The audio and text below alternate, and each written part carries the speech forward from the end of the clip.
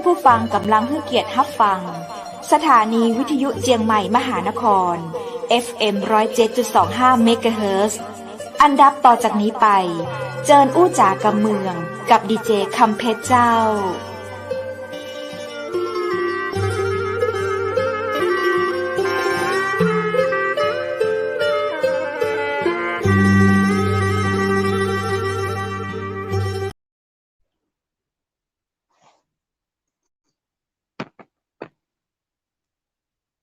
สวัสดีเจ้าสวัสดีคุณผู้ชมที่ฮักและกระเติงหาจะนักนะเจ้ายินดีต้อนรับเข้าสู่รายการอู้จากำเมืองตังจังใหม่มหานครแพร่ภาพออกอากาศจากอาคารวังสิงคำอำเภอเมืองจังหวัดเชียงใหม่เจ้าคุณผู้ชมเจ้าปีกว่าปากับข้าเจ้าดีเจคำเพชรและทีมงานจังใหม่มหานครเจ้าวันนี้ปากันวันจันทร์ที่17เดือนมกราคม2565เจ้าคุณผู้ชมเจ้าวันนี้เป็นวันที่มีเศรษฐีใหม่เกิดขึ้นในประเทศไทยแห่งหลายเจ้าขอแสดงความยินดีด้วยนะเจ้าแล้วปกติเนาะเราก็จะลุ้นกันในวันที่16ของทุกเดือนวันที่1และวันที่16ของเจ้าและเดือนมกราคมนี้วันที่16ตรงกับวันครูนะเจ้าวันครูแห่งชาตินะเจ้าเปิ้นก็เลยเลื่อนการลุ้นรางวัลแล้วก็เป็นวันที่17มกราคม2565เจ้าคุณผู้ชมเจ้าเมื่อตะวาเป็นวันครูนะเจ้าเชื่อว่าทุกคนมีครูอยู่ในดวงใจแน่นอนเลยนะเจ้าเนาะหลายคนอาจจะมีคุณครูหลายๆรูปแบบที่เรามีนะเจ้าอย่างตัวข้าเจ้านี้ก็มีคุณครูถ้าฮืออู้ถึงคุณครูของข้าเจ้านี่โอ้โฮเจ้ามีแบบตั้งแต่แรกเกิดมาเลยนะเจ้าที่เสี่ยมสอนหยังเรามาให้ได้เป็นผู้เป็นคนได้มีการศึกษาได้มีการเรียนรู้ได้มีการอยู่ในสังคมได้นะเจ้าเรียนมาจนถึงปันนี้จนได้ทำงานมา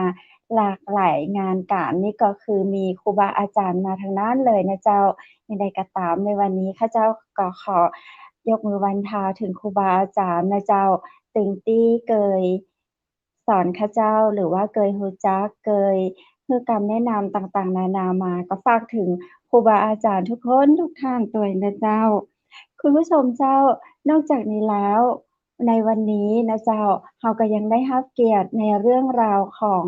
การที่จะเชิญแขก VIP ของจังหวัดมหานครมาอู้มาจานะเจ้าในหัวข้อเรื่องของวันครูนะเจ้าวันครูแห่งชาติทุกปีค่ะจะได้มีกิจกรรมในวันครูได้ไปกราบคุณครูได้ไปกอดคุณครู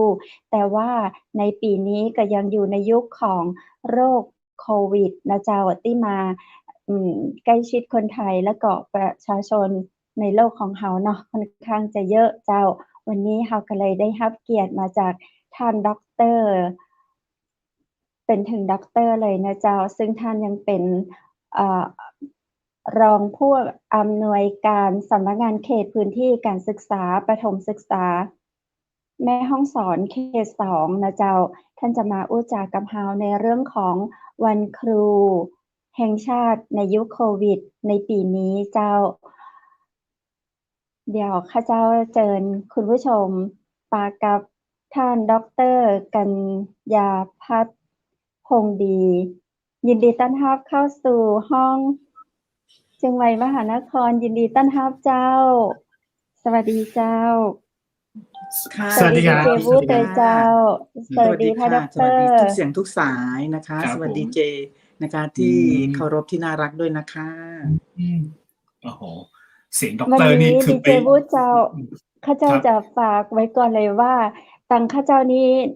อินเทอร์เน็ตอาจจะมีการดีเลย์นะเจ้าครับเจ้าแต่ก่อนอื่นต้องชมเสียงด็อกเตอร์ก่อนเลยเสียงด็อกเตอร์นี่แบบเสียงเพราะมากจัดรายการด้วยค่ะขอบคุณค่ะนี่แย่งอาชีพพวกทางผมได้เลยนะครับเนี่ยเสียงแบบว่าไม่มีโอกาสเลยนะคะอยากมีโอกาสแบบนั้นบ้างนะฮะไม่มีโอกาสเจ้าเคยเจอตัวจริงของท่านเจ้าดีเจวูด คือสง่างามสะโอดสะองจนข้าเจ้าเปิงอกเปิงใจรักพ่อรักกอยเจ้าการนั่งการอู้การจาบุคลิกการเดินโอ้โหสง่างามเจ้าถ้าเป็นปัจจัยนี้เป็นของรักเมาแล้วเจ้าแต่ไม่ยิงก็คือเป็นไอดอลขอบคุณค่ะสำหรับคำนิยมนะคะขอบคุณค่ะขอบคุณค่ะครับผมครับทางดรตอนนี้ก็คืออยู่หมายถึงว่าทำงานอยู่ที่แม่ฮ่องสอนนี่แหละครับผมทำงานอยู่ที่ไหนครับทำงานนะคะในส่วนของสำนักงานเขตพื้นที่นะคะก็คือตำแหน่งรองผู้อำนวยการสำนักงานเขตพื้นที่การศึกษาประถมศึกษาแม่ฮ่องสอนเขต 2นะคะแล้วก็ฐานที่ตั้งก็อยู่อำเภอแม่เสรียงนะคะถ้ามีโอกาสก็ยินดีขอโอกาสรับใช้นะคะทั้งทุกท่านเลยค่ะยินดีค่ะครับผมนะฮะใช่แต่จริงๆแล้วดรเป็นคนท่านก็งดงามดรเป็นคนที่ไหนครับผมความจริงแล้วนะครับก็เป็นคนภูมิลำเนาจังหวัดอุทัยธานีนะคะแต่ว่า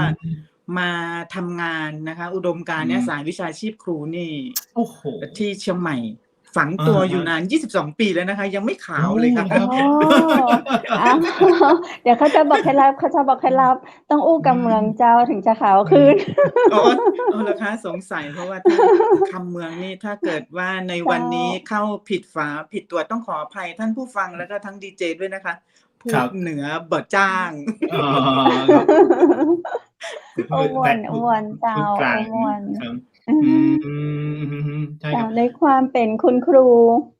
มากี่ปีแล้วเจ้าถ้าพูดถึงนะคะตอนเริ่มนะคะบรรจุครั้งแรกเลยนะถ้าอันนี้เราจะคุยกันในการเดินสายเนี่ยการเดินสายวิชาชีพครูเนี่ยพูดถึงว่าตอนสมัยที่เราเรียนนะเราจะมีความตั้งใจว่าเราอยากเป็นครูนะตอนเรียนอยู่ปริญญาตรีที่นครสวรรค์นะคะเรียน4 ปีนะประถมศึกษาค่ะเอกประถมศึกษาก็รู้สึกว่าเวลาที่เรียนไปอาจารย์แต่ละรุ่นนะคะที่ถ่ายทอดความรู้เราก็จะประทับใจนะคะว่าอุ๊ยอาจารย์นะคนนี้พูดเพราะแล้วก็แต่งตัวสวยนะคะถ้าเป็นอาจารย์ผู้ชายก็จะแบบคือเฟรนลี่แบบใจดีอย่างเงี้ยอันนี้คือประมาณว่าเรารู้สึกว่าเฮ้ยเรานี่คือไอดอลนะเราก็เลยมีความตั้งใจนะนี่นะเรียนสายประถมศึกษาเป็นครูแล้วก็บรรจุครั้งแรกเลยนะจบมาก็ไปสอบที่อุบลราชธานีค่ะครับอุบลเลยนะครับเป็นครูที่นั่นเลยนะคะอุบลราชธานีสอบภาคอีสานเลยนะครับผมภาคอีสานเลยค่ะไปอยู่เลยนะคะท่านก็10 ปีอำเภอจากอุทัยธานีไปอุบลราชธานีใช่เลยค่ะอยู่ภาคกลางนะแต่ไปสอบบรรจุครั้งแรกอยู่อุบลราชธานี10 ปีค่ะอยู่ที่แล้วผมถามนิดนึงเขาให้เราเลือกหรือเปล่าหรือว่าเราเลือกไปเองเขาจะมีเป็นจำนวนโรงเรียนค่ะเพราะสมัยเมื่อปี36เนี่ยถามว่า Google หรือว่าพวกยังไม่มีเทคโนโลยีไม่มีเลยค่ะมีแต่แบบหนังสือมาว่า120โรงนะคะให้เลือกโอ้โหเราถามว่า120โรงเนี่ยถึงเวลาที่เราจะเลือกเราก็เอาง่ายๆเลยก็สุ่มเอาค่ะเอาข้างหน้าเป็นไปนะคะว่าเป็นอย่างไรก็ไหนๆก็เป็นครูแล้วนะเลือกแล้วนะฮะในสิ่งที่บอกเราเลือกแล้วอยู่ที่ไหนเราก็ขอว่าเราจะอยู่และก็จะทำให้แบบมีความสุขเหมือนที่อยู่บ้านเราจึงไปอยู่อุบลนะคะถึง10 ปีเลยนะคะท่านดีเจค่ะครับดรครับแล้วตอนนั้นทางบ้านแบบทักท้วงบ้างไหมว่าโอ้โหเป็นผู้หญิงนะอย่าไปอยู่ไกลเลยแล้วเพิ่งเรียนจบด้วยไม่เลือกใกล้ๆบ้านไว้ก่อนครับถ้าเกิดพูดถึงจะทักท้วงไหมอะไรนี่คือตอนแรกเลยนะขออนุญาต2 นาทีนะอันนี้ได้เลยครับผมอยากได้เลยนะคะเดิมทีครั้งแรกเนี่ยเพราะว่าคุณพ่อเป็นทหารนะคะแล้วก็เราจะได้ทุนไปเรียนพยาบาลทหารที่กรุงเทพณเวลานั้นแหละค่ะคือเป็นจุดเปลี่ยนผ่านที่บอกว่าพ่อเป็นทหารพ่อไม่ให้ไปไกลเพราะเป็นลูกสาวไม่ให้ไปกรุงเทพนะคะยิ่งสมัยก่อนไม่ให้ไปค่ะอันนี้คือการคัดค้านครั้งแรกเลยสาวสวยด้วยพ่อไม่ให้ไปนะก็เลยได้โควต้าที่วิทยาลัยครูนครสวรรค์นะคะจบเมื่อปี35นะคะอันนั้นคืออดีตนะคะสมัยที่ยังไม่มีอะไรที่จะยุควูก้าสมัยนี้นะคะตอนนั้นก็เป็นทางเลือกค่ะที่เราตั้งใจเดินแล้วค่ะที่บ้านก็คือโอเคต้องไปแล้วล่ะห้ามไม่ได้ไปค่ะไปคุณพ่อคุณแม่นะครับไปเลยค่ะไปส่งถึงอุบลราชธานีเมื่อปี36นะคะ นะก็ไปเจอสิ่งที่ไม่คาดคิดก็คือได้ไปอยู่ดินแดนสีชมพูนะคะ ได้ทวีคูณมาด้วยอะไรเงี้ยเราก็เลยมีความรู้สึกว่าเฮ้ยนะถึงเราจะอยู่ห่างไกลธุรกันดารยังไงแต่ว่าในสิ่งที่เขาเรียกว่าคนของแผ่นดินนะพูดง่ายๆเลยเนาะนั่นคือความภาคภูมิใจมากๆเลยที่เราได้รับใช้ค่าของแผ่นดินนะคะก็เหมือนกับว่าเราได้ทำหรือเป็นแม่พิมพ์ที่จะพยายามทำอย่างไรให้ลูกศิษย์ของเรานะคะก็คือมีคุณภาพโตเป็นผู้ใหญ่อย่างมีคุณภาพอันนี้ก็ถามว่าภาคภูมิใจมากเลยนะคะในส่วนเมื่อสมัยอดีตนะคะที่ผ่านมาค่ะก็เลยไปอยู่ยังภูมิใจด้วยเลยความเป็นแม่พิมพ์แห่งชาติซึ่งไปอยู่ไกลบ้านเรามากเลยแล้วดรไปบรรจุครั้งแรกนี้มันมีวันครูหรือยังเจ้าตอนสมัยนั้นมีแล้วค่ะคือวันครูจริงๆแล้วความจริงวันครูนี่เกิดขึ้นตั้งแต่ 2,500 นะคะเกิดขึ้นมา 2,500 ตอนนี้พอมาถึงตอนเนี้ยครั้งนี้คือปีพศ 2565 แต่ว่าวันครูเนี่ยจะเป็นครั้งที่ 66 เพราะว่าเกิดมาตั้งแต่ 2,500 แล้วมันก็จะเหมือนกับบางทีเราจำหลักนะเอาหลักง่ายๆว่าเอาง่ายๆปีนี้65นะแต่วันครูปีเนี้ยนะคะเป็นครั้งที่66นะคะแต่เสียดายนะคะเนาะมันติดโควิดนะคะเรื่องของวันครูนะคะ2 ปีที่ผ่านมาเนี่ยนะสถานการณ์แบบนี้ทำให้เราต้องปรับวิธีนะคะปรับวิธีการบูชาคุณครูกันด้วยนะคะการบูชาครูเมื่อสมัยก่อนตอนที่ดร.บรรจุแรกๆเป็นจะได้อะเจ้าอยากฟังลองเล่าให้ฟังบรรจุครั้งแรกนะคะตอนที่เราเป็นครูก็ปกตินะสมัยแต่ก่อนเนี้ยมันไม่มีเหตุการณ์แบบนี้นะเมื่อถึงวันครูนะคะนักเรียนนะคะก็จะพากันทำกรวยดอกไม้นะคะเป็นพานดอกไม้ธูปเทียนนะคะลักษณะแบบนี้นะคะไหว้คุณครูก่อนเสร็จแล้วการจัดงานเมื่อก่อนนี้เป็นสำนักงานการประถมศึกษานะคะเป็นอำเภอนะคะระดับอำเภอนะคะก็จะมีคุณครูจำนวน400 คนนะคะก็คือเข้าไปปฏิบัติกิจกรรมเรื่องของเกี่ยวกับพิธีสงฆ์นะคะบูรพาจารย์นะคะ2ก็มีกิจกรรมเกี่ยวกับการมอบเกียรติบัตรนะคะสำหรับคุณครูที่มีความเขาเรียกว่าพัฒนาตนเองค่ะที่ได้รางวัลระดับดีเด่นระดับอำเภออะไรกิจกรรมต่างๆที่สร้างเสริมลักษณะนิสัยของความเป็นครูนะคะต่อจากนั้นก็พอพักเที่ยงนะคะทานอาหารร่วมกันเสร็จแล้วตอนพักบ่ายก็มีความสุขมากเลยค่ะก็คือการแข่งขันกีฬาวันครูเห็นไหมคะนี่สมัยก่อนนะคะนึกถึงแล้วแบบเดี๋ยวนี้นี่เราอยากย้อนยุคแบบนั้นย้อนกลับไปครับค่ะใช่ใช่ครับดร.ครับแล้วผมถามนิดนึงอย่างดร.ไปอยู่ที่ตรงนู้นเนี่ยคือตอนนั้นเนี่ยสอนเลยนะครับสอนเด็กประถมเลยสอนเด็กก็คือทำหน้าที่สอนเลยใช่ไหมครับผมใช่ค่ะคือตอนที่ไปบรรจุครั้งแรกนะคะที่อุบลราชธานีเนี่ยเป็นโรงเรียนประถมค่ะเปิดอนุบาลถึงป.6 นะคะเราก็เป็นน้องใหม่นะคะบางทีน้องใหม่นี่พี่ใหญ่ทั้งหลายก็จะบอกว่าอ้าวเยสุเธอสอนป.นี้นะป.1 นะเดี๋ยวก็กระโดดไปป.3 เดี๋ยวก็กระโดดไปป.6 นะคะอันนี้คือถามว่าเป็นครูประถมนะเขาจะบอกว่าเราเก่งหมดเลยเก่งทุกอย่างนะจะไปที่ไหนก็ได้ตั้งแต่อนุบาล3 ขวบนะคะเนี่ยได้ค่ะเราเป็นน้องใหม่นะได้ค่ะสอนได้ค่ะสอนอย่างเงี้ยนะแล้วก็เป็นการเพิ่มประสบการณ์แต่ตอนนั้นเนี่ยเขาตอนที่ดร.เรียนเนี่ยหมายถึงว่าอย่างสมัยนี้เท่าที่ผมรู้นะครับผมก็จบศึกษาศาสตร์มาเหมือนกันผมก็แบบผมก็ทราบจริงๆแล้วถ้าเกิดประถมเนี่ยบางทีต้องเน้นไปวิชาพละศึกษาบางทีวิชาคณิตศาสตร์บางทีวิชาวิทยาศาสตร์อย่างครูประถมสมัยก่อนน่ะมีเน้นเป็นวิชาอย่างนี้ด้วยหรือเปล่าครับถ้าพูดถึงหลักสูตรก่อนนะคะคือหลักสูตรปริญญาตรีเนี่ย4 ปีนะคะปริญญาตรี4 ปีอย่างเอกประถมศึกษาก็จะมีวิชาหนึ่งว่าคุณต้องเรียนพละนะเช่นลีลาศนะเรียนเกษตรเรียนการทำอาหารเรียนภาษาไทยเรียนการขับร้องอะไรเงี้ยก็จะเป็นแบบ ลักษณะของวิชาที่บอกว่าให้เราต้องมีทักษะนะคะไม่ว่าจะเป็นทักษะทางด้านการอ่านเขียนภาษาไทยนะคะหรือว่ากิจกรรมที่ต้องใช้หัตถกรรมคือการทำด้วยมือนะคะเช่นอาหารวาดศิลปะอะไรทุกอย่างแบบนี้จะมีในหลักสูตรของประถมศึกษาเลยตรงค่ะแล้วก็ถ้าเกิดว่ามีสายมัธยมใช่ไหมคะท่านจะมีสายมัธยมเขาก็จะเรียนเพียวค่ะเพียวคืออะไรภาษาไทยเพียวอิงเพียวจีนเพียวเนี่ยชุดนี้นะคะนี่จะ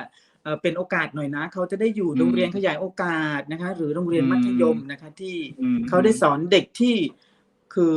อัปเกรดนะคือสูงขึ้นไปแต่เราประถมเนี่ยเราต้องสร้างให้ดีนะมันเหมือนฐานนะคะใช่สร้างฐานนะเป็นการสร้างฐานเนี่ยค่ะคือถ้าพื้นฐานดีเนี่ยเด็กก็อนาคตเขาสามารถที่แบบเจริญเติบโตดิฉันเนี่ยมีความเชื่อมั่นอย่างนั้นเลยค่ะดิฉันมีความเชื่อมั่นเลยว่าเหตุอันใดอย่างดิฉันขอโทษนะเล่าประสบการณ์เหมือนคนเฒ่าเนาะคือตอนอยู่อุบลราชธานีเนี่ยท่านผู้บริหารโรงเรียนจะบอกว่าซูเธอสอนป.1 นะเขาน่าจะดูบุคลิกแล้วสอนป.2 อยู่แค่นี้ก็คือฐานค่ะอักขระพยัญชนะหรือทุกอย่างที่เราจะต้องสร้างเสริมประสบการณ์ชีวิตระเบียบวินัยอะไรทุกอย่างเลยนะคะที่เราจะต้องเตรียมความพร้อมนะคะแล้วก็ดิฉันมีความเชื่อมั่นว่า1ถ้าเด็กชุดนี้นะคะอ่านออกเขียนได้มีความระเบียบวินัยมีความซื่อสัตย์อดทนปุ๊บเขาก็จะส่งต่อค่ะท่านส่งต่อไปป.2 3 4 5 6เนี่ยต่อในสายมัธยมก็จะเป็นเด็กที่มีคุณภาพดิฉันเชื่อมั่นอย่างนั้นนะคะใช่ผมจริงผมก็เชื่อมั่นอย่างนั้นเพราะว่าผมเคยคุยกับคุณครูบอกว่าเนี่ยเพราะว่าต้องชมกับทางคุณครูประถมเลยว่าคุณครูประถมปูมาให้ดีมัธยมก็เลยไม่ยากขึ้นอย่างเงี้ยครับผมเหมือนว่าเขาปูอะไรมาดีแล้วอย่างเงี้ยเหมือนสร้างฐานที่มันแข็งแกร่งแล้วอย่างเงี้ยครับผมแล้วพอมาถึงมัธยมเนี่ยเด็กคนนั้นก็จะแบบโอเคอ่านได้แบบอ่านออกได้ภาษาอังกฤษได้อะไรอย่างเงี้ยผมว่าคุณครูประถมสำคัญมากซึ่งวันนี้แบบผมขับรถมาผมยังไม่รู้เป็นไรเหมือนโชคดีได้มาคุยกับด็อกเตอร์ด้วยผมเพิ่งจะคุยว่าผมนึกถึงคุณครูผมตอนสมัยประถมผมก็จำได้คุณครูประถมผมเนี่ยเหมือนเป็นไอดอลของผมว่าเวลาคุณครูประถมสอนอะไรเนี่ยผมก็จะชอบมากแต่เวลาคุณครูมัธยมดุไม่รู้เป็นไรทำไมต้องเป็นอย่างนั้นใช่ค่ะทำไมอย่างนั้นครับด็อกเตอร์จริงๆครับตอนต้องนึกถึงตอนที่เราเป็นเด็กเช่นกันนะเราเรียนประถมพอมัธยมปั๊บคุณครูก็ต้องเข้มงวดนะคะทำให้จะเหตุอันใดจึงต้องเข้มอยากให้เราได้อยากให้เรารู้อยากให้ดูอยากให้เป็นนะคะแต่ก็จะมีนะต้องมองมุมกลับเหรียญมี2ด้านแต่ละมองมุมกลับนะว่าเฮ้ยเด็กคนเนี้ยเด็กหญิงกัญญาณีเนี่ยนะโอ้โหทำไมเธออ่านไม่ออกเขียนไม่ได้เลยเธอขึ้นมาได้ยังไงนะเอาแล้วต้องเข็นกันเห็นไหมคะอันนี้ก็มี2มุมเหมือนกันนะคะว่าประถมเป็นฐานที่ดีแต่ก็มีนะคะว่าเด็กนะบางส่วนเนี่ยก็อาจจะเป็นพื้นฐานจากไหนก็คือเรียกว่าสภาวะของทางครอบครัวเนาะแบบนี้มันก็มีเกี่ยวพันกันนะหลายสิ่งเหมือนกันนะคะที่ทำให้คุณภาพการศึกษานะอันนี้มันก็จะเลยมาถึงเรื่องของวันครูนะยุคโควิดนะพอมาถึงตรงนี้ก็ท่านคะเรานี่ยิ่งรู้สึกว่าถามว่าเราเป็นดูนะคือเอ็นดูทั้งนักเรียนนะคะแล้วก็เอ็นดูทั้งคุณครูพ่อพิมพ์แม่พิมพ์ด้วยนะว่าเฮ้ยโควิดมาจะทำไงเจอหน้ากันก็ไม่ได้จะต้องหาอะไรหาออนไลน์นะคะแบบออนแฮนด์ส่งหนังสือให้นักเรียนนะคะส่องกล้องนะคุยกันถามกันไปมาบางทีนี่นะคะท่านเหมือนเราคุยกันขนาดนี้ใช่ยุคปรับเซียนเลยนะกลยุทธ์แบบนี้นะเราต้องปรับเปลี่ยนเยอะมากเลยค่ะช่วงนี้นะคะครับแต่อย่างนี้ครับดร.เท่าที่ผมเห็นคุณครูไทยนะคุณครูไทยเก่งมากนะครับโอ้โหบางคนนี่ผมเห็นแบบผมเห็นว่านี่คือการปรับตัวจริงๆนี่คืออย่างนี้ครับดร.ครับผมอย่างเราเรียนศึกษาศาสตร์เนี่ยเราก็จะรู้ว่าเรามีอยู่ศาสตร์หนึ่งอย่างผมเรียนเนี่ยผมจะเรียนทางด้านโสตทัศนศึกษาผมก็มีความรู้สึกว่านี่แหละตอนนี้เป็นยุคของโสตทัศนศึกษาเลยคุณต้องเอาเรื่องของภาพเรื่องของเสียงเรื่องของการนำเสนออะไรมาใช้ให้เป็นประโยชน์กับนักเรียนเนี่ยครับผมนึกว่าคุณครูไทยเก่งผมยอมรับเลยผมเห็นคุณครูหลายคนเนี่ยสอนวิชานะครับสอนวิชาผมว่าเขาสอนสนุกนี่สอนออนไลน์นะดร.สอนสนุกกว่าออนไซต์นะใช่ค่ะใช่เป็นโอกาสการรำเนี่ยมีท่าทางอะไรแบบโอ้โหผมเห็นแล้วคุณครูไทยนี่แบบ แหมสุดยอดจริงครับผมแต่เข้าใจในยุคโควิดนะครับผมมันก็ต้องปรับเปลี่ยนกันอย่างนั้นเนาะท่านครับมันจะเป็นแบบเขาแบบว่าตัวตนนะคือณเวลาเนี้ยสถานการณ์เนี้ยที่สถานการณ์โควิดทำให้รู้ว่าตัวตนนะครูที่มีความสามารถเก่งอยู่ในตัวได้ฉายแววออกมาเยอะมากค่ะเห็นไหมคะสังเกตดูนะทั้งทั่วประเทศนะคะเวลาที่เราดูนะคะ YouTube หรือว่านวัตกรรมเขาเรียกว่านวัตกรรมนะนวัตกรรมชิ้นใหม่เนี่ยเมื่อเกิดสถานการณ์เช่นนี้เนี่ยคุณครูนะจะไม่หยุดนิ่งค่ะท่านค่ะพยายามทำอย่างไรก็ได้หานวัตกรรมนะแอคชั่นแต่งตัวนะคะที่เราเห็นกันนะคะคุณเก่งมากใช่ครับผมครับดรครับแล้วดรอยู่ที่อุบลยาวเลยป่ะครับผมแล้วมาปรับเปลี่ยนชีวิตช่วงตอนประมาณปีไหนบอกว่าอยู่ตั้ง10 ปีที่อุบลช่วงที่เป็นครูอยู่อุบลราชธานีนะคะก็ปี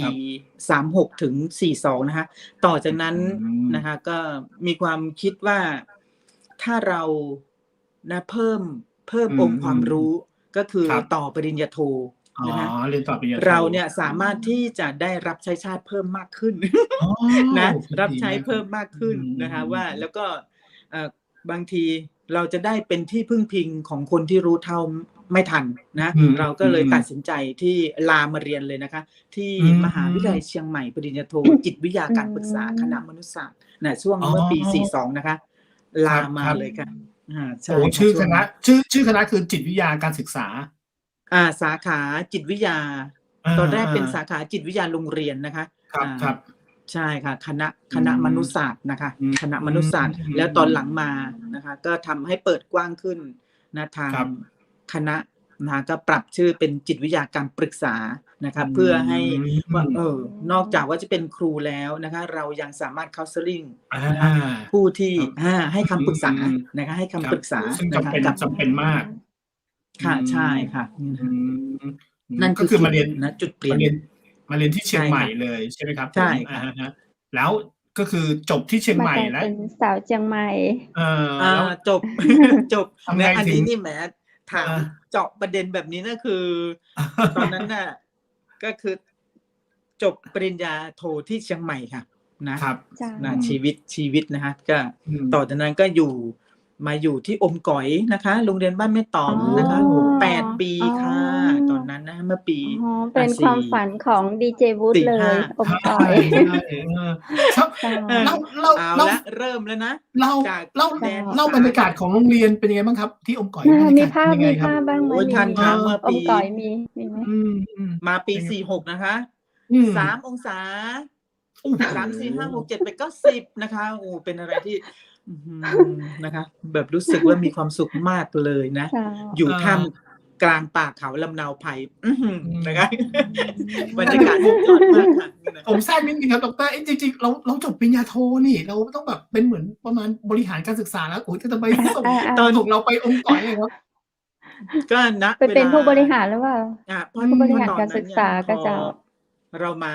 ที่อมก๋อยละนะครับตอนนี้เราก็เลยมีความรู้สึกว่าเฮ้ยปริญญาโทใบเนี้ยจิตวิทยาแล้วสักวันหนึ่งเรายังนึกนะว่านี่เราจะต้องเดินนะเราขอปักธงได้ไหมอยากเป็นผอ.โรงเรียนขึ้นมาแล้วนะท่านบริหารไงนะตอนนี้พอตั้งธงแล้วอยากเป็นผอ.สักกั๊มไหนอยากเป็นผอ.สักกั๊มไหนใช้ความรู้ความสามารถหน่อยนะฮะคือบริหารได้มากกว่าเดิมหรือว่าได้ใช้ความรู้หน่อยเราก็เลยเริ่มเรียนนะป.บัณฑิตค่ะเอาไปเทียบนะเขาเรียกว่าเอาปริญญาโทมช.ไปเทียบค่ะก็เรียน1 ปีป.บัณฑิตได้ป.บัณฑิตประกาศนียบัตรบัณฑิตบริหารการศึกษามานะคะตอนนั้นแหละก็เริ่มรับปักธงแล้วฮะปักธงว่าจะเป็นผอ.โรงเรียนนะคะเราก็เริ่มเรียนต่อจากนั้นก็เรียนปริญญาโทใบที่2นะคะเป็นบริหารการศึกษานะของมหาวิทยาลัยกรุงเทพธนบุรีนะคะในช่วงปี51นะคะ51ต่อ52แล้วต้องไปเรียนที่กรุงเทพกับเจ้าหรือว่าไม่ค่ะคือศูนย์เนี่ยจะอยู่ที่ศูนย์บ้านคุณแม่นะคะที่แยกอบต.หนองควายเห็นไหมคะตรงนั้นนะคะมีโรงเรียนบ้านคุณแม่อนุบาลบ้านคุณแม่ค่ะเจ้าของกิจการคือท่านดร.สมนึกนามห้วยทรายตอนนี้เป็นรองผอ.สวป.เชียงใหม่ เขต 4 อ อยู่ ยู่ แถว นะคะ แถวบ้านน้องน้อง ใช่ อยู่ ไหม เวิร์ก คะ ช็อป เนี่ แร ย ง ตอนนั้น สี ไปเรียนตรงนั้น ตำบลหน ค่ะ องควายเจ้า ใช่ไปเรียนตรงนั้นค่ะ อ๋อ ต่อจากนั้นก็เดิน เจ้า คือปักธงแล้วอะเราก็ต้องเดินหน้า เรามีความคิดว่าถ้าเราเกิดว่าเรารักเราศรัทธาปฏิบัติย่อมสำเร็จเราก็เลยอะนะสู้ อืม นะคะ อืม ด้วยองค์ความรู้ความสามารถเราก็เดินหน้าต่อไป เราก็พยายามสอบนะคะ ครับ ก็ อืม สอบเดินเส้นทางนะคะ อะ ข ฮะ อง ผู้บ ผ ริ อ. หา โรงเรียน ร ต่อ แต่ จาก ตอน นั้น โทษทีนะครับ แต่ตอนนั้นที่ไปที่อมก๋อยเนี่ยก็คือสอนด้วย ก็คือแล้วก็เรียนปริญญา ใช่ โท ค่ะ ควบ เรี คู่ ยน ไป เสา ด้วย ร์อาทิตย์ค่ะ เรียนเสาร์ อ๋ อา อ ทิตย์ค่ะ อ๋อ โอ้ เสาร์อาทิต จั ย์ นท ก็ ร์ถึง เข้า ศุกร์ เมือง ใช่ ใกล้ ค่ะ อยู่ พอ นะ วัน อืม วัน เจ้า วันศุกร์เนี่ย ตอน จันทร์ ค่ำเนี่ย ถึงวัน เราจะ ศุกร์ เข้าเมือง ก็ นะ เดิ คะ น เพื่อ ทาง ไปเรียนเสาร์อาทิตย์ เพื่อ นะ ไป คะ เรียนเสาร์อาทิตย์ อื ใช่ ม ใช่ โอ้โฮ แล้ว ไม่ วัน ได้ อาทิตย์ พัก ก็ เลย จะ นะ นั่งรถ อ๋อ บัสนะคะอมก๋ โอ้ อย เชียงใหม่ เข้า เห็นไหม อม คะ ก๋ สี อย ฟ้า อ้าว เหรอ ร ร ถ ถ สี กู้ ฟ้า ชีพ นะ รถคันเล็กสีฟ้า ใช่ อ๋อ ค่ะ มันนี่มันคือ นะ ท่าน ค ด ะ แบ ร บนั้น ใช้ นะ บ ชี ริ วิต ก ของ า ครู ร นะคะ ชีวิตของ ไม่ ครูนี่ไม่ คือ ธรรม ไม่ ดา ได้ เล ใช้ ย ร นะ ถส่วนตัว แต่ อืม นั่งรถบัสสีฟ้า แต แต่ ่ ร ก่ ถ อน บั นั่ ส งรถ อม บัส ก๋อย พอ น่า ตอน รั ห ก ลังมา นะ ก็ สี นะ ฟ้า ก็เหมือนกับ แต่ พั ก็ ฒนาการอะนะ คน อื เราก็มี เจ้า พัฒนาการขึ้นไปก็ วันนี้นี่ฟังดร. นี่แล้วพยายามนึกภาพนี่ โอ้โฮ คลาสสิกมาก ๆ เลยนะครับ จันทร์ถึงศุกร์ เหมนีื่อน อ เห ยู่ มือน อม เห ก๋ มื อ อน ย หนังเรื่องห แล้ นึ่ ว ง ก็ เหมือนหนังแบบ คือ ครูอะไรอย่างเงี้ยเนาะ ครูแม่พิมพ์ของ ใช่ ชาติ ๆ คือวัน เป็น นี้ ข วั อน ง วัน จรนี้ิง เราอยู่ในบรรยากาศ อัน วั นี้ นครู นี่ เนี่ย นึก เราต้อง ท่า คิ น ด นึ ว่ ก็ ก ยัง ถึง เนาะ อืม ยั เจ้า ง ค ไม่ รับ ไคลแม็กซ์นะ ต้องปริญญาเอ เอก อ นะ ท่านฟัง เหรอ แล ค้ รั ว บผ นะ ม โอ้โฮ อืม ปริญญาโท แบบ ก็ปริญญาโท เอาไป ก็ ส ห ร้า นั ง ก เปแล้ ็ วน ห นะ นังแบบน่าติดตามเลย อ้าว แล้วไงต่อครับดร. ครับ เนี่ย อื พอ ม จบปริญญาโทบริหาร เจ้า มีสิทธิ์แล้วนะ มีสิทธิ์สอบ ส อื อบ ผอ. ม ไปบรรจุอยู่ที่แม่แจ่มนะคะ โรงเรียน อ๋ บ้า อ นนา ที่ ก แม่ ลา แจ่ม อ้อ อื อยู่แม่แจ่ม แม่แจ่ม 25 เดือนนะคะ อื ไปมาแล้ ม วนะคะ ตรงนั้นเราก็ไปเป็น อ๋ ผ อ อ. ณ แห่งแรกนะคะ อืนั่นคือ ม ชีวิตที่เริ่มผกผันนะ จากความเป็นครูนะ อื คะ ม มาสู่ ๆ ผู้บริหาร ผู้อำ ส นว ถานศึ ก ก า ษา ร ใช่ค่ะ อือฮึ โอ้โฮ แต่ละที่ดร. นี่เลือกแบบว่าเลือกเอง หรือว่าเขาจับเราไป หรือว่า อา นี่นะ ๆ ๆ ใอยาก ช่ นะ ๆ อยากจะบอกเลย เออ ว่าตำแหน่งผ อื อ. ม โรงเรียนเนี่ย เพ อื ราะว่าม ตอนนั้นเนี่ เจ้า ยมี 2 คนนะคะ ครั และ บ มีโรงเรียน ใช่ 2 โรงเรียน แล้ว อืม เราอะเลือกคนแรกนะ อื คนที่ ม 1 นะคะ แล้วคนที่ ม 2 เนี่ยเขาบอกว่า "นากลางเนี่ยไปง่าย สะดวกสบาย อืติด ม ทา ๆ ง ไดม่เอา ำ" ไม่ใช่ไม่เอาครับ เอาสิคะ เอ ก็ปรากฏ อ ๆ ว่ามีสาขาค่ะ ดูแลสาขาห้วยประกู อ๋ ด อ นึกภาพออกไหมคะ ห้วยประกูดเนี่ยที่ว่ามี เจ้า ช้างแฝดคู่ที่ อ๋อ 3 ของโลกอยู่ เจ้า ที่ตรงนั้นนะคะ ที่เลย ครับ ห้วยประกู อื ด ม ไปนะคะ อื เอาม ละค่ะ 2 โรงเรียนที่ดูแลนะคะ ส่วนอีกท่านหนึ่งก็ไปลงอีกที่หนึ่ง ก็สะดวกสบายใกล้บ้าน อือันนี้ ม เราก็ถือว่า โอเค อ๋อ โอเค แล้ว ได้ เรา ประส ก็ บการณ์ใหม่นะคะ อื อืม ม โอ้โฮ ค่ะ แต่ลุย ใกล้ ๆ แล้วนะ ลุ คือย แบ ๆ บ ทั้งนั้นเลยนะ เป็น ตอน ผู้ นี้ หญิงสวยๆไง แต่ไปเลือกลงแบบ โอ้โฮ เหมือนในหนัง โอ้ เลย ก็เหมือนกับว่า ก็บอก เอ ว่า ค อ วามยากลำบากอย่าได้คิด แต่ว่าทำยังไงก็ได้ให้เราเนี่ยอันเลิศ อืเพราะ อ๋อ ว่าอะไรที่เราคิด อ๋อ นักเรียนอยู่ไกลใช่ไหมคะ อุดม อื ก คุณ า ครู ร อยู่ไกลใช่ เจ้า ไหมคะ แล้วเรา อืม ผอ. โรงเรียนเราจะอยู่ได้ไหม อื เราก็ต้องอยู่ได้ ม เมื่อคนอื่นอยู่ได้ใช่ไหม เจ้า คะ อ้า อื ว ม เขาก็อยู่ได้ เราก็อยู่ได้ เนี่ย โอเค อื เราก็เล ม ยมีความรู้สึกว่า เฮ้ย เราต้องแข็งแกร่งนะ เนี่ย อื 1 ใจของเราต้องสู้เขา ม ไว้ ๆ ต้อง ๆ 1 ๆ ๆ ๆ โอ้โฮ 1 พลังของเราต้องอดทนเข้มแข็ง แข็งแกร่ง ครับ อืม พออยู่นากลางนะ ใกล้ถึ ค ง รั ไค บ ลแม็กซ์แล้ว ครับ ทำยังไงรู้ไหมคะ ไปสมัครเรียนปริญญาเอกค่ะ อ๋อ ปี 55 นะคะ มช. ไม่เปิด รา ค ช รับ ภัฏเชียงใหม่ไม่เปิด นอส ไม่เปิดเลยค่ะ ดิฉัน อืม ดิ่งไปเชียงรายค่ะ โอ้โฮ อ๋อ ไปส แม่ มัคร ฟ้า เรียน หลว นะ ง คะ เจ้า ที่มหา ครับ วิทยาลัยราชภัฏเชียงรายปริญญาเอกนะ รา คะ ช อัน ภ นี้ก็ อ๋อ สู้กันไปนะคะ อันนี้เป็นทางเดินนะ หมายความว่า อืม บางคนอาจจะมองว่าชีวิตความเป็นครู บางคนจะชอบเป็นครู ก็จะสอนเด็กไปเรื่อย ๆ จนเกษียณ เจ้า นะคะ แต่ว่าสำหรับตัวเราว่า เฮ้ย เมื่อเราอยู่อย่างเงี้ย เราบอกว่า อืม เราชอบอะไรที่มันท้าทายนะ ครับ ท้าทายนะ เราก็ตั้งธงไว้ค่ะ ครับ อยากเป็นผอ. นะ เราก็ อื ได้ ม เป็นน่ะ อื เฮ้ย ขอ ม ตั้งธงหน่อย เปิดหนังสือฉบับหนึ่งนะ เนี่ยเปิดบอกว่าเอ้ยเราอยากจะมีรูปอยู่ในบันทึกสปท.มากเลยเราอยากมีรูปอยู่ในนั้นก็คือผอ.เขตนะอันนี้คือธงต่อไปนะตอนนี้เราก็เดินทางมีความรู้สึกว่าเราต้องเรียนรู้ค่ะต้องเรียนรู้ต่อไปในการที่ถ้าเรารักท่านไปเรียนที่เชียงไฮ้นี้ท่านลาไปเรียนหรือว่าไม่ลาก็เรียนเสาร์อาทิตย์เช่นเดิมค่ะเรียนเสาร์อาทิตย์ค่ะวันศุกร์เดินทาง5 โมงเย็นนั่งรถสกินบัสไปลงที่หน้าราชภัฏเชียงรายโอ้โหก็ยังนั่งรถบัสอยู่ไม่ใช่ใกล้ๆท่านคะอันนี้มันเป็นประสบการณ์ที่แบบอยากจะเล่ามากเลยตอนที่นั่งรถเนี่ยเป็นไงบ้างครับพยายามว่า1ที่เขาบอกว่าโกเอะแปะอะไรนะแปะแก้มใช่ไหมโกเอะแปะฟันอ่ะแก้ปวดฟันอ่ะแล้วก็เอามาแปะสะดือใช่ไหมคะดิฉันก็ทำอย่างที่1มาแปะสะดือแล้วฉันก็ขอโทษนะอ้วกเหมือนเดิมอย่างที่2เขาบอกให้ทานยาแก้เมานะเพราะว่าทานแล้วปุ๊บเนี่ยมันจะทำให้หลับและไม่เมาดิฉันก็ลองแล้วพอตื่นมาปุ๊บดิฉันก็อ้วกเหมือนเดิมนะคะคือทุกอย่างสุดท้ายทำไงคะมะขามค่ะมะขามครุกนะคะในเซเว่นกระปุกละ35 บาทครับฉันอยู่ได้ด้วยมะขามค่ะเวลาไปมาตอนนี้นี่โอ้โหแล้ว4 ปีนะ4 ปี 11 วันที่เที่ยวเรียนอยู่อย่างนี้นะคะโอ้โห4 ปีนะครับระยะเวลา4 ปีแล้วผมถามระยะเวลานิดนึงจากที่ทำงานเราไปถึงที่เชียงรายใช้เวลากี่ชั่วโมงครับ7 ชั่วโมงค่ะโอ้โหจากแม่แจ่มนะคะเพราะว่าตอนนั้นเรียนปริญญาเอกคือเริ่มต้นคือจากแม่แจ่มค่ะ7 ชั่วโมงค่ะท่านเดินทางโอ้โหผมเข้าใจเลยนะรถบัสเลยนะผมยังนึกถึงรถบัสกินบัสวิ่ง4 ชั่วโมงแล้วนั่งเครื่องบินเราถึงญี่ปุ่นแล้วเราถึงญี่ปุ่นพอดีคุณรู้เขาไปรอบโลกแล้วนี่ท่านดิฉันยังไม่ถึงเลยนะเชียงรายแล้วขอโทษทีนะครับดร.คือรถบัสเนี่ยคือรถร้อนไม่ใช่รถแอร์รถแอร์นั่งรถแอร์อ๋อแต่7 ชั่วโมงนี้เขาจะมีเบรกอะไรอย่างงี้ก็คืออย่างนี้ค่ะท่านจากอาเขตใช่ไหมฮะจากอาเขตเชียงใหม่ไปถึงมาอาเขตต้องไปลงที่แม่จันก็คือราชภัฏเชียงรายมัน4 ชั่วโมงอะค่ะแล้วดิฉันออกจากแม่แจ่มไปอีก3 ชั่วโมงใช่ไหมก็รวมกันค่ะอันนี้คือเส้นทางที่รวมกันตั้งแต่แม่แจ่มยันเชียงรายนะคะ7 ชั่วโมงค่ะโอ้โหแล้ว4 ปีที่ต้องอย่างนี้นะครับใช่ค่ะเสาร์อาทิตย์ค่ะตั้งใจจริงอันนี้เราบอกการส่งจริงๆถึงทำได้ขอบคุณมากที่ให้กำลังใจเราบอกอาจารย์เราไหมครับอาจารย์ที่สอนปริญญาเอกเนี่ยโอ้โหเดินทางมาไกลอาจารย์แบบแหมอันนี้เป็นคะแนนพิเศษเลยเพราะว่าความโปรคนคงแบบแหมเหนื่อยจริงๆนะต้องให้ใช่ถ้าพูดถึงการเรียนนะอาจารย์ทุกยุคทุกสมัยแล้วก็เรื่องของความระยะทางไกลเนี่ยนั่นคือแบบเหมือนความตั้งใจแต่ว่าทุกสิ่งทุกอย่างก็ต้องเริ่มต้นจากเรื่องของ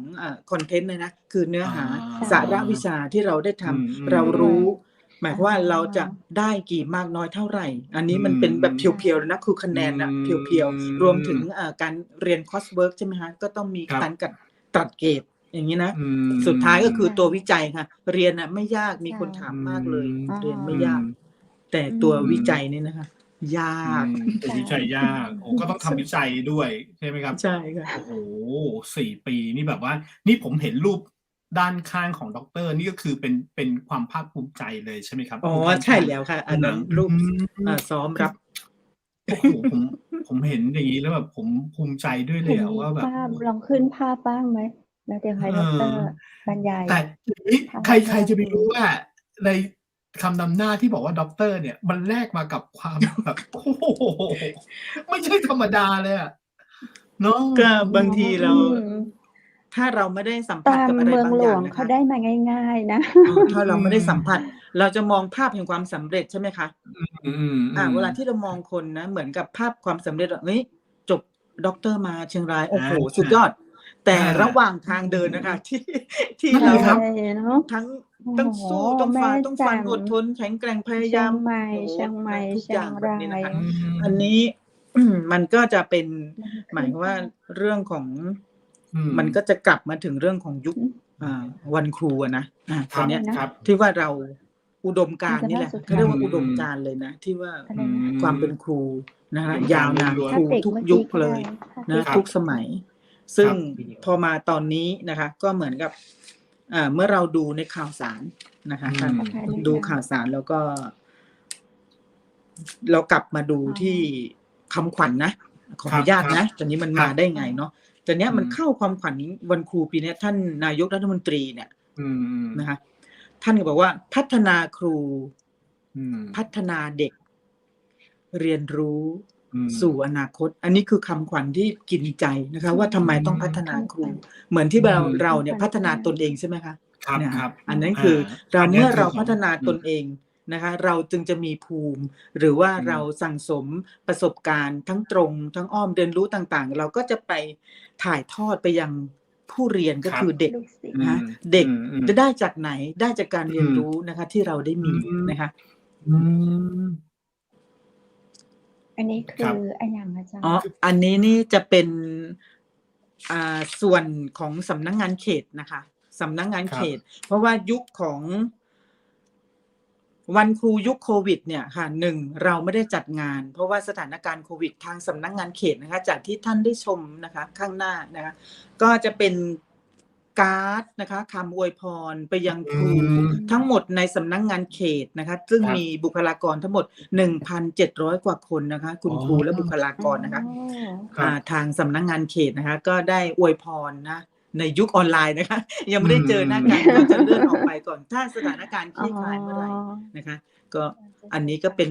คำกลอนที่มอบให้กับคุณครูนะคะในยุคโควิดนะคะนอกจากของรัฐบาลแล้วนะคะของสำนักงานเขตก็จะเป็นเช่นนี้นะคะต่อจากนั้นก็ยังมี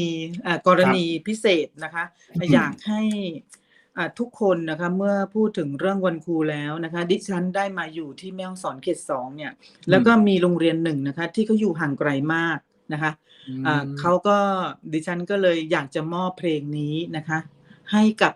ผู้ฟังที่เคารพทุกท่านได้ลองฟังเพราะจะมี YouTube ดิฉันขอผู้รับฟังรับชมทุกท่านนะคะได้รับฟังเพลงครูของแผ่นดินนะคะจากโรงเรียนบ้านท่าตาฝั่งอำเภอศพเมยจังหวัดแม่ฮ่องสอนค่ะเรียนเชิญรับฟังร่วมกันค่ะ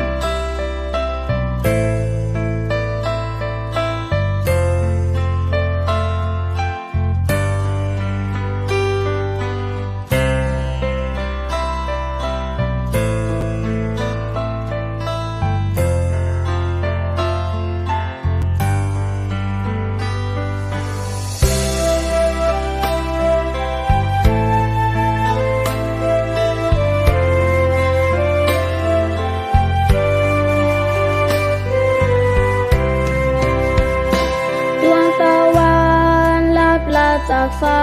กว้างเส้นทางมีไกลจากความฝันแห่งใดครูก็กล้าฝ่าฟันอุดมการณ์นั้นยังตั้งมั่นในใจจะกี่เขากี่ทางที่ยังผ่านกี่ลำทางกี่ดอยมีเคยทอ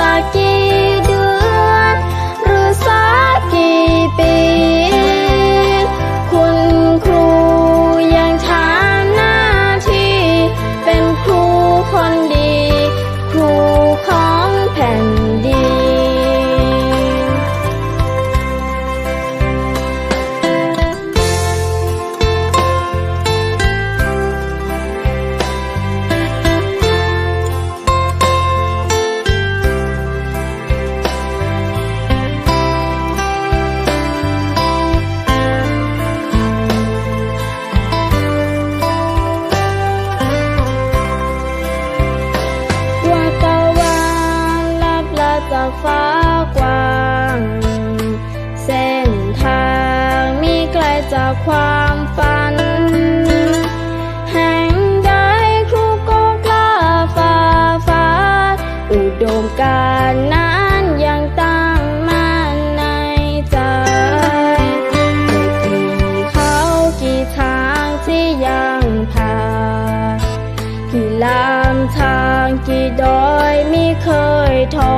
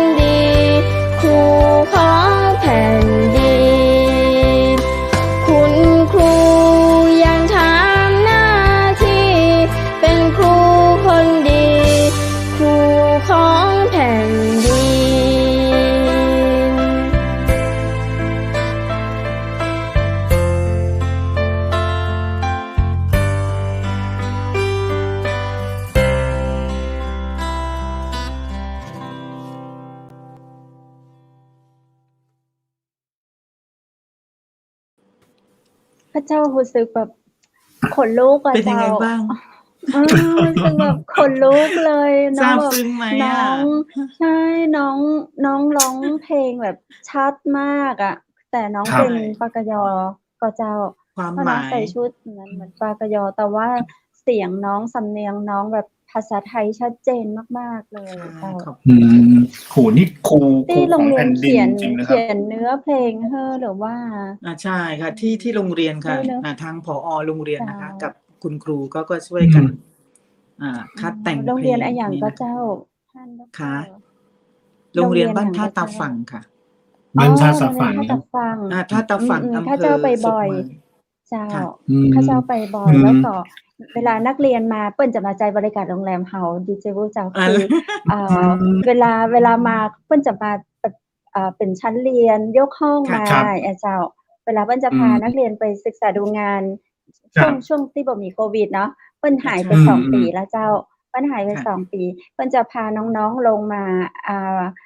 หยังอะ แข่งหัตถกรรมที่สำนักงานเข ศิล ต ปะหัตถ เจ้า กรรมที่เชียงให เปิ้ ม่ นก็จะมา เมื่ ใช้ อคราวก่อน บริการที่โรงแรมแม่เสลียงเวียงงาม หรือว่า Leopark ครับ คือดีเจวูเจ้า ท่านผอ. เจ้า ท่านดอกเตอรเจ้า ถ้า นักเรียนจะมีค่อนข้างเยอะ แต่ว่า อืม คือตังโรงแรมเฮาเนี่ยดีเจวูเฮาจะให้เปิ้นแบบ อืม ราคาถูกมาก เราจะไม่ โอ้โฮ น่ารัก คิด มาก ค่าบริการเหมือนแบบเป็นห้อง ครับ เหมือนกับ อื ลูกค้าม คนอื่น ๆ มาจากท่า อื ตาม ฝั่งเนี่ย จะมากี่คนก็ได้ 50 คน อืม 70 คน อย่างเงี้ยค่ะ เราคิดเขาแบบ 1,000 เดียว อะ อื ฮะ ม โอ้โฮ ขอบคุณมากเลย บุญรัก เรา ษา จะแบ นะ บ กุศลผลบุญด้ว เรา ย แล้วต่อ เรา ไป จะแบ ก็ บเนจะี้ย ได้มา อืม แล้ว ครับ ทีนี้คือเวลามีผู้ใจบุญมาจากกรุงเทพ มาจากไหน มาจากเชียงใหม่ มาจากที่อื่น ๆ ที่เปิ้นจะมาบริจาค มามอบของ อืม เขาก็จะพาเปิ้นไปที่ท่าตาฝั่งเนี่ยเจ้า อื ที่ท่าตาฝั่ง ม เนี่ย ทั้งคุณครู อืม ทั้งนักเรียนก็เลยครั จะ บ ค่อนข้างรู้จักกันเจ้า อื โอ้โฮ นักเรียนเก่ง นักเรียนดี เก่งนะ มาก อื ๆ วันนั้นเรา เอ๊ะ มี ขอบ เช คุณ ิญ มาก อะไร ครับ คุณพี่ ค โจ รับ โจ้มา ที่พี่โจ ครับ โจ้ ใช่ เอาเงิน ที่ ไป จะ แจ คุย ก กัน อะไร แล้วแบบ ครับ อาหารที่ท่าตาฝั่งเขาเลี้ยงมื้อกลางวัน อย่างเงี้ยค่ะ ท่าน ค ด ่ะ อกเตอร อร่อยมาก อร่อยมาก อือร่อยจ ม นแบบพอคนกรุงเทพทานปุ๊บเนี่ย ตอนแรกคือเรามีแบบค่าอาหารให้ทางโรงเรีย อื น ม จำนวนหนึ่ง ค่ะ ก็ไม่เยอะ แต่พอทานอาหารอร่อย เราขอมอบทุนอาหารกลางวันให้เด็กเพิ่ม อื อย่าง ม งี้เลย ยินดี ดี ยิน มา ดี ก ค่ะ น่ารัก ค่ มาก ครับ เป็นบุญ เอ๊ะ กุศลนะคะ เจ้า ของ ผม ลูก ถา ๆ ม เรา นิด ด้ว ห ย นึ่ง นะ ครับ คะ ด ค่ะ ร. ครับ เมื่อกี้ที่ดูมิวสิกวิดีโอเนี่ย ผมเห็นภาพเนี่ย คือ แหม จริง ๆ แล้ว ภาพอย่างเงี้ย นี่คือ ค่ ภา ะ พ ณ ปัจจุบันเลยใช่ไหมครับ? พื้นที่ถ้าฝนตกมันก็ยังเละ ๆ เทะ ๆ อย่างงั้นอยู่ ครูก็ ถา จะ มว่ ขั า บ ใน มอเตอร์ไซค์ ในโซน ถ้าพูดถึงแม่ฮ่องสอนเรานะ อืม โรงเรียน ๆ ๆ แต่ละที่นะคะ อันนี้คือลักษณะจะ แบบ เป็น นี อ้ ย่าง เล เงี้ย ยเนาะ เยอะ นะ หลาย อย่า ส ง ถาน งี้ ที่ อืม นะคะ ถึง ค่ะ ในรูปนะคะ อันนี้คือยูทูบเนี้ย มีการแต่ง อืม ๆ ถ เข้าใจว่า อืม เขาเรียกว่า ทำให้สวยขึ้น ให้ แล้ ให้ดู ว ให้เห็น ป ว่า กติ ส ลำ ภา บาก ว กว่านี้ นะคะ อืม เสร็จแล้วก็มันเป็นอะไรที่ยาวนาน ในความที่เนื้อหา อื สาระ ม ใช่ นะ มัน ๆ ก็ ครับ ยังยาวนาน แล้วปัจจุบันนี้โรงเรียนนี้นะคะ เรื่องความ ธุรกันดารนะ มันก็ยัง อื มีอยู่ ม มันก็ยังมีอยู่ ใช่ แม่ฮ่องสอนเขต 2 นี่ ใช่ มีเยอะค่ะ ใช่ มี เจ้า เยอะ โรงเรียนที่ธุรกันดารนะคะ ใช อย่างเงี้ ่ ยมีเยอะ เจ้า ค่ะ ครับ อย่างงี้ครับ ดร. ครับ คุณครูสมัยเนี้ย เวลาเขาเรียนจบเนี่ย เขาก็เป็นยังไงครับ? เขามีคนเลือกให้เขาไปอยู่ที่ตรงนี้เอง หรือว่าเขามีโอกาสที่จะเลือกเอง เงี้ยครับ? ถ้าพูดถึง ยุค ปัจจุบัน อื นะคะ ม การสอบนะคะ นี่คือการ อืม สอบ ไม่ว่าจะเป็นสอบครูผู้ช่วยนะคะ กรณีพิเศษ อืม ปกตินะ ครับ เมื่อเขาได้ลำดับ มันจะมีการขึ้นลำดับ อันนี้ อื ต้อง ม เหมือนกับว่าเป็น อา บุญวาสนาว่าใครนะคะ เราจะได้ไป อืม อยู่ที่แห่งใดนะคะ อันนี้เขาเลือกนะด้วยตัวเองนะคะ ใช่ ตามลำดับการสอบนะคะ อื แต่ทุกคน ม นะคะที่มาอยู่ที่แม่ฮ่องสอนนะคะ ก็มาอยู่กันด้วยความรักนะคะ เต็มใจ อืม นะคะ อืม ที่จะอบรมนะคะ ถ่ายทอดวิชากันเต็มความสามารถของเขานะคะ อันนี้เราก็ภาคภูมิใจนะ มาจากหลายถิ่นนะ เหนือ อีสานนะคะ แต่ภาคใต้ไม่ค่อยเห็นนะ ภาคใต้ไม่ค่อยเห็น แต่อีสานก็มีนะคะ ใช่ เหนือ ๆ เราก็เยอะ กลางก็ไม่ค่อยมี เนี่ยค่ะ อืม ส่วน โอ้ มาก โฮ ก็จะเป็น ครับ นี่คุยกับดร. คือเหมือนว่า โอเคหนึ่งเลยใจเนี่ยสำคัญมากเลยเป็นนัก เนาะ เรียนนะ ใจสำคัญมากแล้วก็สองอย่างที่ดร.พูดเมื่อกี้คือนอกจากคุณจะสอนอย่างเดียวไม่ได้คุณต้องแบบพัฒนาตัวเองขึ้นไปยิ่งขึ้นไปด้วยเพื่อ ใช่ ให้ทันกับ ค่ะ เท ใช่ คโนโล ต้อ ยี ง ตอนนี้นะครับ ต้องพัฒนาถ้ายิ่งยุคเนี้ย 4.0 นะฮะเนี่ยเราไม่ได้อยู่ยุค1.0 นะยุค ใช่ครับ 1.0 คือเกษตรนะฮะแต่ว่าตอนเนี้ยโลกมันไปไกลอย่างนี้แล้วนะเราถ้าเกิดเราไม่เรียนรู้เนี่ยค่ะเด็กบางคนนะคะก็จะพูดแบบหรือว่าเล่นอะไรที่แบบโอ้โหเราเฮ้ยบางทีเราตามไม่ทันนะ เด็กยุคใหม่เนี่ยตามไม่ทันค่ะเพราะฉะนั้นครูยุคใหม่เนี่ยยิ่งยุคโควิดเนี่ยเราต้องแบบโอ้โหเรียนรู้แบบดิจิทัลมากเลยนะครับมีอะไรที่ต้องเรียนรู้นะฮะอยู่ไดนามิกตลอดเวลานะฮะอันนี้คือต้องนี่แหละค่ะถึงได้บอกว่าทำไมต้องพัฒนาตนเองนะครับเพื่ออะไรคือไปพัฒนาเด็กนะการเรียนรู้ที่มีอยู่นะเด็กคนนี้จึงจะอยู่ได้ในสังคมนะคะได้อย่างสงบสุขแล้วก็รู้เท่าทันอันนี้แหละค่ะสำคัญมากเลยนะคะที่ว่าครับมีน้องๆที่หมายถึงว่าที่ดร.เคยสอนเนี่ยตอนนี้มีเขากลับมายกตัวอย่างให้ฟังหน่อยได้ไหมครับเขาเป็นอะไรกันบ้างแล้วเขาได้กลับมาก็คืออย่างเงี้ยมีไหมครับผมค่ะลูกศิษย์นะลูกศิษย์สมัย27 ปีที่เราเป็นครูมานะคะก็มากมายนะคะมากมายแต่ว่าส่วนใหญ่นะลูกศิษย์ที่เราสอนอย่างอมก่อยเนี่ยเพราะว่าเอาณปัจจุบันเลยนะเขาก็ไปเป็นครูกันแล้วนะคะเดี๋ยวนี้นะเขาก็จะทักทายมานะคะแอดไลน์เป็นเพื่อนใน Facebook นะคะแล้วก็หลังไมค์มาอวยพรนะเหมือนวันครูแบบขอบคุณคุณครูนะคะที่สั่งสอนให้เขาได้เป็นคนดีเขาทุกวันนี้เขาได้ดีเพราะว่าเขามีครูนะคะอันนี้เราก็ภาคภูมิใจนะลูกศิษย์พยาบาลนะคะนะเป็นพยาบาลเป็นครูส่วนมากนี่เป็นครูเยอะนะคะเป็นครูเนี่ยก็เยอะนะคะอันนี้เราก็รู้สึกว่าเฮ้ยสิ่งที่เรามองกลับหลังไปนะกลับหลังหันไปสิ่งที่เราได้ภาคเพียรแล้วก็อบรมนะบ่มนิสัยที่ว่าทุ่มเทเนี่ยความรู้ความสามารถตอนนี้เขาเป็นผลสำเร็จแล้วอันนี้เป็นสิ่งที่เราคุณครูเนี่ยไม่ว่าจะยุคไหนเราก็มีความรู้สึกว่าเราภาคภูมิใจนี่แหละค่ะนี่คือภาคภูมิใจความเป็นครูนะคะที่สมกับที่บอกว่าแม่พิมพ์นะคะพิมพ์อย่างไรลูกพิมพ์ของเราก็จะออกมาเชฟดีนะดีเจคะถ้าพิมพ์ดีใช่ไหมเชฟที่ออกมาเนี่ยดูดีนะพ่อพิมพ์แม่พิมพ์ดีเชฟของเราก็จะดีค่ะดิฉันมีความเชื่อมั่นว่าอย่างนี้นะค่ะใช่ครับอยู่ที่แหมทางแม่พิมพ์อย่างนี้เลยคุณภาพขนาดนี้เนี่ยผมก็ไม่ใช่เลยว่าลูกศิษย์เนี่ยเราก็จะออกมาในรูปแบบนั้นใช่ค่ะนะแหมแล้วอีกเรื่องอย่างนี้ครับดร.จริงๆแล้วด้วยพื้นที่ที่ดร.ดูแลอย่างเงี้ยตอนนี้เรื่องของอินเทอร์เน็ตอะไรมันก็เข้าไปถึงแทบจะทั้งหมดแล้วหรือเปล่าครับผมหรือว่ายังมีบางพื้นที่ที่ยังอะไรอย่างนี้อยู่เป็นบางพื้นที่ค่ะเป็นบางพื้นที่ที่หนึ่งเนื่องจากว่าธุรกันดารห่างไกลนะคะไฟฟ้าอันนี้เป็นสำคัญเลยคือไฟฟ้าไม่ถึงนี่นะเรื่องของระบบสัญญาณอินเทอร์เน็ตนะคะDN ค่ะจบทันทีอันนี้แหละค่ะนะมันก็จะเป็นเขาเรียกว่าจุดเสี่ยงภาวะเสี่ยงที่แบบว่าเฮ้ย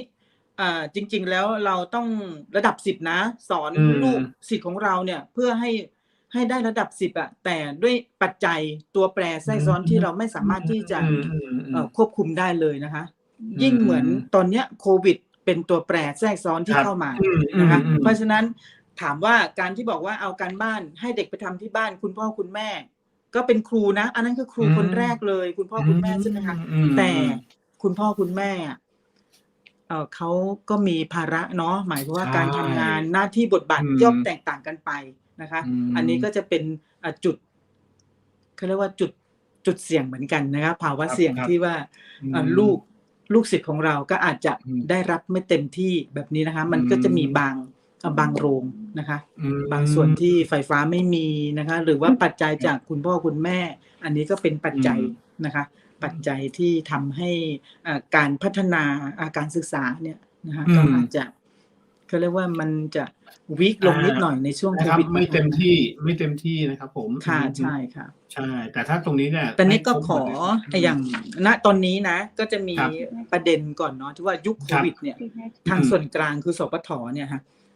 สปทนะคะก็ขอ ช่วยส่งลิงก์ให้หน่อยนะส่วนกลางเนี่ยครุสภานะคะครุสภาก็จะมีการจัดกิจกรรมนะวันครูแบบออนไลน์นะคะเป็นวันครูออนไลน์นะคะในช่องทางขอส่งภาพหน่อยก็ได้นะเป็นช่องทางออนไลน์คือมีการลิงก์อบรมหลักสูตรนะคะแล้วก็ลิงก์ชมนิทรรศการนะคะแล้วก็ลิงก์คำขวัญวันครูนะคะรวมถึงร่วมงานวันครูออนไลน์อันนี้เป็นกิจกรรมที่ส่วนกลางสพท.ลงมานะคะถ้าเกิดว่าวันที่16คุณครูท่านใดนะคะได้ฟังนะคะหรือว่าเข้ากิจกรรมไม่ทันนะคะเขาสามารถให้คุณเนี่ยเข้าไปร่วมชมนิทรรศการได้16 มกราคมถึง31 พฤษภาเลยนะคะเป็นเวลาที่ยาวนานหลายวันเลยค่ะใช่ค่ะนี่นะคะก็เป็นกิจกรรมนะคะวันครูออนไลน์นะคะซึ่งคุณครูทั่วประเทศนะคะก็สามารถที่จะเข้าไปนะคะเข้าไปได้ชมนะคะเมื่อเรามีหลักสูตรให้อบรมให้นะคะก็จะมีเกียรติบัตรนี่แหละค่ะนี่คือเหตุผลนะคะที่มันเป็นจุดดีนะว่าหนึ่งในเมื่อครูออนไลน์แบบนี้การอบรมก็เป็นหน้าที่นะที่เราต้องพัฒนาก็จะมีเกียรติบัตรให้ด้วยเช่นกันค่ะอันนี้คือส่วนกลางนะคะก็ขอนำเรียนให้ดีเจแล้วก็ผู้รับฟังนะคะที่รับฟังอยู่ที่ไม่ได้เป็นคุณครูก็เข้าไปดูได้ใช่ไหมครับได้ค่ะได้ค่ะมีหลักสูตรมีนิทรรศการจะได้เห็นว่าเขาพัฒนาเขาทำอะไรกันนะคะบางทีถามว่าภาระของครูถามว่ายิ่งใหญ่ไหมนะคะแต่ยิ่งใหญ่นะแต่เราก็ยินดีและภาคภูมิใจนะคะเขาบอกว่าเห็นไหมกล้วยไม้1 ดอกที่ออกมานะคะโอ้งามนะแต่ใช้เวลานะคะใช้เวลานานแต่สมความที่รอคอยนะคะความสวยงามนะคะครับผมแต่ก็อย่างที่บอกแหละกว่าจะได้เห็นความสวยงามตัวคุณครูเองด้วยเนี่ยแต่ละคนเนี่ยก็ไม่ได้หยุดนิ่งเลยใช้เวลาค่ะท่านหลายส่วนเนาะใช่ใช่กว่าจะมาเป็นด็อกเตอร์ใช่ทำยังไงเนี่ยสบายว่าเป็นรองผอ.เขตในวันนี้เนาะผ่านโอ้โหครับอีกคำถามความเป็นนางเอกมามีอยากให้คุยเรื่องนี้ด้วยดีเจวูดแต่ว่าเวลาของเราถึงช่วงสุดท้ายของรายการแล้วแต่เดี๋ยวฟังท่านผอ.ไว้เพลินไหมฟังผอ.แป๊บเดียวใช่ชั่วโมงหนึ่งแล้วเดี๋ยวเราฝากผอ.ไว้คุยเรื่องของเห็นผอ.ไปเปิดท่านรองไปเปิด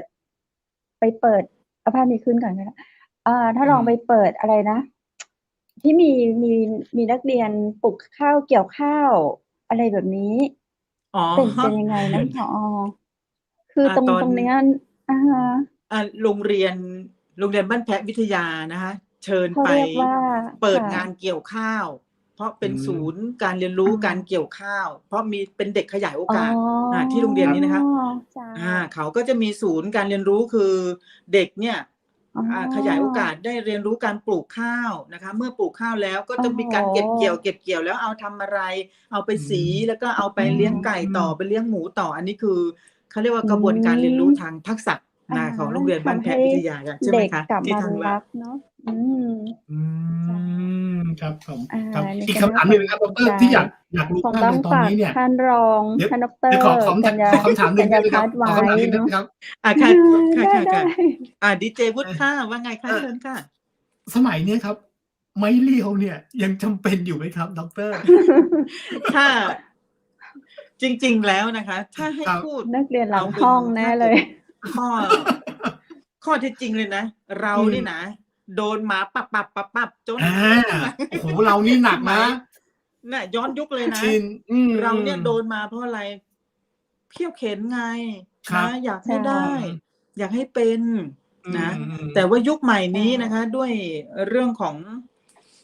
สภาวะนะของโลกที่เปลี่ยนแปลงไปนะคะหรือสิทธินะฮะไหมเนี่ยมันจะมีสิทธิเข้ามานะคะสิทธินะของมนุษย์เนี่ยความเป็นมนุษย์นี่แหละค่ะที่ว่าเราจะทำยังไงนะศักดิ์ศรีก็มีนะคะสิทธิก็มีนะคะก็เป็นเหตุที่ว่าหนึ่งนะกฎหมายก็ออกมาว่าต่อไปนี้นี่ไม่ต้องใช้แล้วนะไม้เรียวให้ใช้ไม้ภาษาดอกไม้ค่ะคือกับลูกๆสิดอกไม้คือจากไหนคะคือภาษาปากนี่แหละค่ะอย่างเดียวนะจะทำยังไงคะ ให้เด็กได้ดีนี่มาจากนี่นะคะนะเหมือนปากเป็น A เลขเป็นโทนี่ไม้เรียวเริ่มไม่มีแต่ท่านลองมองดูนะพอไม้เรียวไม่มีนี่นะบางทีเรานี่โตกับไม้เรียวเลยนะครับเราโตมากับไม้เรียวส่วนตัวดิฉันนี่นะโอ้โหไม้เรียวนี่แบบกระโปรงนี่ดังปับเลยครับใช่มีจำได้หรือว่าเอาสมุดไปซ้อนไว้ตอนที่อาจารย์จะตีอันนั้นผู้ชายสิคะแต่เราผู้หญิงกระโปรงไงเวลาฟาดมาเนี่ยนะกระโปรงบานเลยค่ะปับอย่างนี้เลยนะคะเรายังนึกเนาะเราโตมากับไม้เรียวเราก็คิดถึงนะไม้เรียวทำให้เราเป็นคนขึ้นมาใช่ไม้เรียวเนี่ยครับผมทำให้แบบคนที่แบบเป็นคนขึ้นทำให้เราแบบเข้าใจอะไรบางอย่างจำค่ะจำใช่โอ้เข้าใจครับผมช่วงสุดท้ายของรายการแล้วเจ้าเดี๋ยวให้เจ้าให้ดร.ฝากอะไรไว้หน่อยครับผมใช่ค่ะในเรียวของครูค่ะก็นะคะในโอกาสนี้นะคะต้องขอบพระคุณนะคะดีเจใช่จะไม่ทำอีกกลัวไม่เรียวอย่างเงี้ยคือที่ให้เกียรตินะคะที่ให้เกียรตินะคะดร.เจ้าถึงช่วงสุดท้ายของรายการละวันนี้ขอดร.แบบลาแฟนรายการตังจังหวัดมหานครก่อนดิเจวุฒิเดี๋ยวโอกาสต่อไปเนาะเขาให้ทีมงานเชิญดร.มาอู้จากกับเฮาแฮมเจ้าใช่มีเรื่องราวที่น่าสนใจในท้องถิ่นของท่านเยอะใช่เลยครับดร.ครับฝากอะไรครับค่ะก็ในโอกาสท้ายรายการนี้นะคะขอเดี๋ยวนะขอภาพหนึ่งด้วยนะคะน้องนิรันดร์พี่ขอภาพนะคะที่พี่อวยพรนะคะขอน้อมกราบวันทาบูชามารดาครูคนแรกบูรพาจารย์ทุกยุคทุกสมัยขอบุญบารมีส่งเสริมคุณครูให้ร่มเย็นและปลอดภัยขอให้คุณครูมีสุขชั่วนิรันดรน้อมจิตคารวะดิฉันก็ขอนะคะฝากนะคะว่าในช่วงในโอกาสนี้ก็ขอให้ทุกท่านนะคะก็มีความสุขนะคะมีความเจริญสุขล้นสุขเหลือนะคะแล้วก็รักษาตนให้พ้นปลอดภัยจากโควิดนะคะแล้วก็มั่งมีสีสุขเฮงเฮงรวยๆตลอดปีตลอดไปค่ะขอบคุณครับสวัสดีครับขอบคุณเจ้า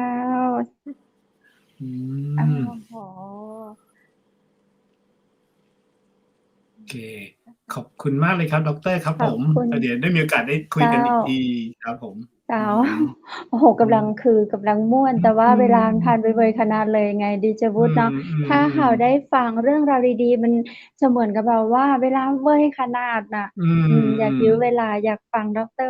แต่เนาะโอกาสต่อไปเจ้าคุณผู้ชมได้ติดตามตอนต่อไปแบบท่านเป็นนางเ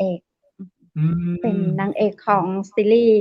จังหวัดมหานครละอันนี้เป็นปฐมบทเนาะบทเริ่มต้นบทนำต่ออันเจ้าคุณผู้ชมวันนี้เราฟังเรื่องของวันครูในยุคโควิดเจ้าแล้วก็ตอนต่อไปท่านจะมีในเรื่องของประสบการณ์ต่างๆในความเป็นคุณครูมาเนาะกว่าจะมาเป็นดร.กัญญาภาสพงษ์ดีเป็นรองผอ.เขตพื้นที่การศึกษาเขต 2 จังหวัดแม่ฮ่องสอนในวันนี้ได้เนาะฝ่าฟันมาเพื่อการที่จะมาเป็นแม่พิมพ์ที่ดีของน้องๆเด็กๆนักเรียนเยาวชนแล้วก็คุณครูในจังหวัดแม่ฮ่องสอนก็หวังเป็นอย่างยิ่งว่าในเมื่อวันนั้นเนาะท่านจะได้เป็นผู้อำนวยการสำนักงานเขตข้าเจ้านี้เผอของท่านเป็นผู้อำนวยกา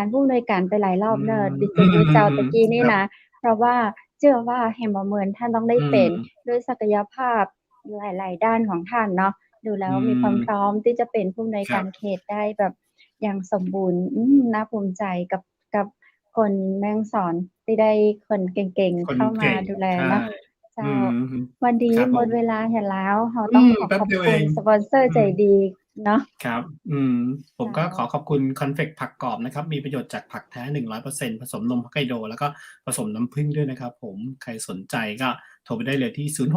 061-289-0112นะครับแล้วก็อีกเบอร์นึงคือ0856163199ครับคอนเฟกต์ผักกรอบครับ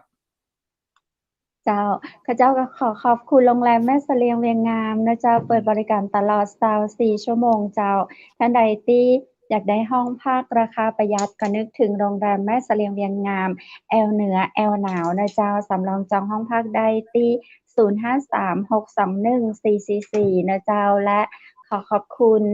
ชุดพิธีกรหญิงนะเจ้าร้านผ้าพื้นเมืองชุดไทยใหญ่โทรสอบถามได้นะเจ้าบริการส่ง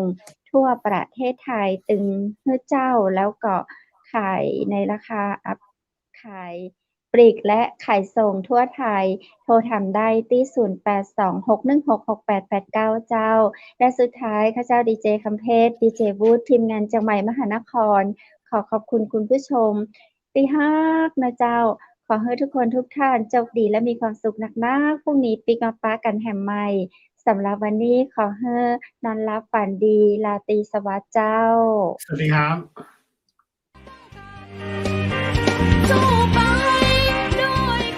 สถานีวิทยุเจียงใหม่มหานคร 107.25 เมกะเฮิรตซ์ ขอแสดงความห่วงใยและเป็นกำลังใจให้ทุกท่านในช่วงการระบาดของโรคโควิด -19 ในครั้งนี้เพื่อลดความเสี่ยงควรสวมหน้ากากอนามัยทุกครั้งล้างมือเป็นประจำขอให้อยู่ที่บ้านให้นักที่สุดด้วยความปรารถนาดีจากหมู่เฮาเจ้าเจียงใหม่มหานครสนับสนุนโดยกาแฟโกแม็กคอฟฟี่และโรงแรมแม่เสรียงเวียงงามโทร 053-621-444 และ 081-595-2883